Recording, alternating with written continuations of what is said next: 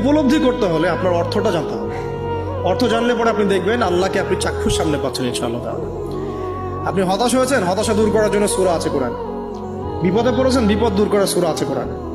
আপনার রিজিকের সমস্যা কাটানোর সূরা কোরআনে আছে। কোনো হাজতের প্রয়োজন, সূরা ইয়াসিন, হাজতের সূরা চলে আসে। অসুস্থ হয়েছেন, শেফার সূরা কোরআনে আছে। বা কাউকে জিন টোনা করা হয়েছে, বানটোনা করা হয়েছে, ওর শেফাও কোরআনে আছে। এমন কোনো বিষয় নাই যেটা আল্লাহ রাব্বুল আলামিন কোরআনের মধ্যে নাজিল করেন নাই। ব্যবসা করতে চান, কোরআন কথা বলবে, ঠিক আছে? আপনি সামাজিক বিষয়ে ডিল করতে চান, সূরা হুজুরাত কথা বলবে।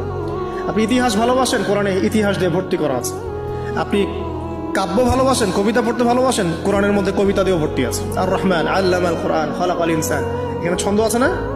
প্রত্যেকটা ছন্দ। ওয়ান নাজমি ইযা হাওয়া মা দাল্লা সাহিবুকুম ওয়া মা গাওয়া ওয়া মা ইয়ানতিকু আনিল হাওয়া, ছন্দ আছে না? আপনি উপন্যাস ভালোবাসেন, কোরআনে অনেক উপন্যাস আছে। কোরআনে যা চান তাই পাবেন কোরআনে। এক কথায় আপনি আল্লাহকে পাবেন কোরআনের মধ্য দিয়ে।